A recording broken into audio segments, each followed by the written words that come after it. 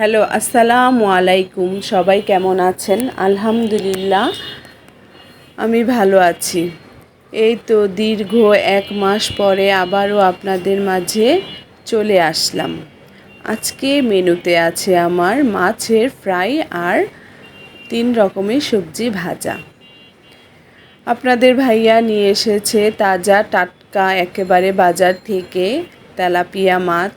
এই মাছগুলো আস্ত ফ্রাই খাবে বলে। এই তো ফ্রিজের মাছ তো ফ্রাই ভালো লাগে না, এই জন্য টাটকা টাটকা নিয়ে এসেছে। এগুলো ধুয়ে পরিষ্কার করে নেব আর ওগুলো কেটে আজকে ফ্রাই করব। এগুলোই আজকে আমাদের রান্না। এখন মাছগুলো ভালো করে ধুয়ে পরিষ্কার করে নিয়েছি আর মাঝখানে এখন একটু কাটা দিয়ে নিচ্ছি, কেটে নিচ্ছি। আর কাটতে কাটতে বলি, আপনাদের সাথে কথা বলি আর শেয়ার করি মনের কথাগুলো। এই তো দেশের কি অবস্থা হয়েছিল, এই অবস্থা, মন ভালো ছিল না। বাহিরেও কেউ বের হতে পারেনি। আমাদের সকলের বাচ্চারাই রাস্তায় নেমে পড়েছে, কি আন্দোলন মিছিল চলছিল। এখন দেশ স্বাধীন হয়েছে, এখন সবারই কাজে আবার যার যার কাজে চলে এসেছে। এখন সব ঠান্ডা হয়ে এসেছে। আমাদের দেশের বাচ্চাদের জন্য সবার কাছে আমরা দোয়া চাই, ওদের যেন সুস্থ সবল থাকে ওরা। আমরাও দোয়া করি। এই তো দেশ আবার আগের মতো হয়ে যাক, তাই আমাদের কামনা। এখন আমি মাছগুলো কাটতে কাটতে আপনাদের সাথে কিছু কথা শেয়ার করলাম।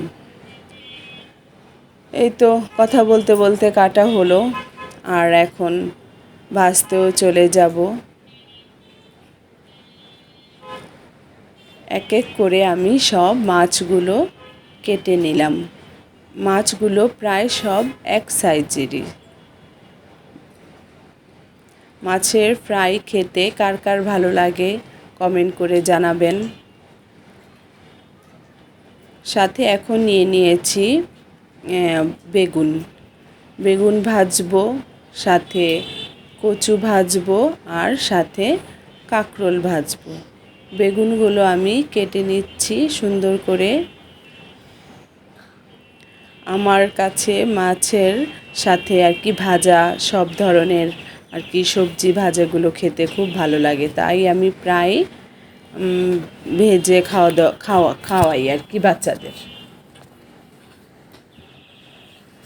এই তো বেগুন কাটা হয়েছে, এখন কাঁকরোলগুলো কাটছি। কেটে এখন এগুলো আবার ধুয়ে পরিষ্কার করে নেব।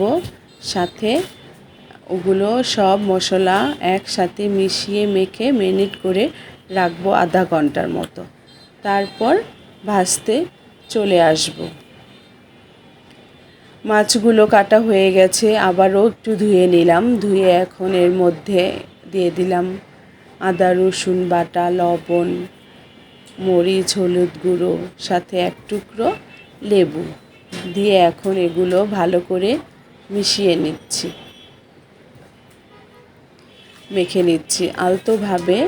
আমি মাছের কাটার মধ্যে আর কি মাঝখানে যে কেটেছিলাম ওর মধ্যে চেপে চেপে দিচ্ছি যেন মশলাগুলো ভালো করে ঢুকে। এই তো গায়ে লাগিয়ে দিচ্ছি আলতোভাবে। আস্তে আস্তে সব মাছগুলো আমি মাখিয়ে নিয়েছি। এখন সবজিগুলো মাখবো। এই তো আমার মাছ মাখা শেষ। দেখিয়ে দিলাম কিভাবে আমি ভেতরে মশলাগুলো আমি ভেতরে দিয়ে দিয়েছি। আর এখন সবজির মধ্যেও দিয়ে দিচ্ছি। এখানে বললামই তো বেগুন, কাঁকরোল আর কচু, পাতলা পাতলা করে কচু কেটে নিয়েছি। এর মধ্যে হলুদ, মরিচ গুঁড়ো, লবণ দিয়ে এখন এগুলো আবার ম্যারিনেট করে রাখবো। আর চলে যাই মাছ ভাজতে। চুলায় প্যান বসিয়ে দিয়েছি, প্যানটা গরম হয়ে গেছে। এখন এর মধ্যে দিয়ে দেব তেল।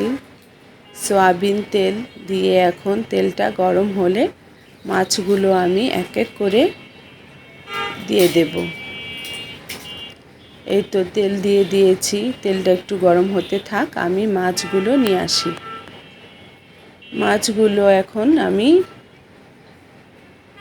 দিয়ে দেব, আর ওখানে আমার তেলটা গরম হচ্ছে। এগুলো একটু মেরিনেট করে রেখেছি, মশলাগুলো ভালো করে ভেতরে ঢুকে গেছে, মিশে গেছে। এখন আলতোভাবে আমি ফ্রাই প্যানে দিয়ে দিলাম। এই তো এখানে সবগুলো তো দেওয়া যাবে না, দুটো দুটো করে আমি ভেজে নেব। একটু সময় নিয়ে ভাজবেন, কেন এই মাছগুলো তো আস্ত, একটু বড় সাইজেরই মাছ, এই জন্য একটু সময় নিয়ে চুলার আঁচটা কমিয়ে আমি মাছগুলো ফ্রাই করছি। আর অন্য চুলায় আমি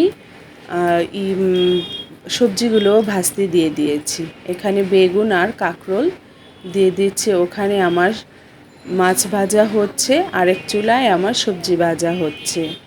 ভাজতে বেশি সময় লাগবে না, সবজি ভাজা হয়ে যাবে, কিন্তু মাছ আমি চুলার আঁচটা কমিয়ে আমি একটু সময় নিয়ে মাছটা আমি ভাজছি। এই তো আমার এক পিঠ ভাজা হয়ে গেছে, আরেক পিঠও আমি ভেজে নিচ্ছি। এখন সবজি ভাজাও হয়ে গেছে, এগুলো এক এক করে আমি তুলে নেব।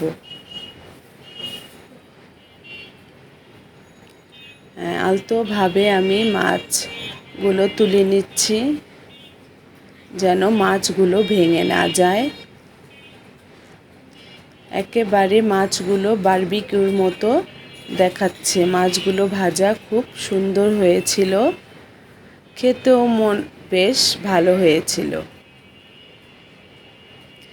এই তো বাকিটা সবজি আবার আমি দিয়ে দিয়েছি, আর এখানে মাছগুলো তুলে আবারও দুটো দিয়ে দিলাম। এক এক করে ওই রকম করে একই পদ্ধতিতে আমি সম্পূর্ণ মাছগুলো ভেজে নিয়েছি, সাথে কিছু পেঁয়াজও ব্রেস্তা করে নিয়ে ওপরে দিয়ে দিয়েছি।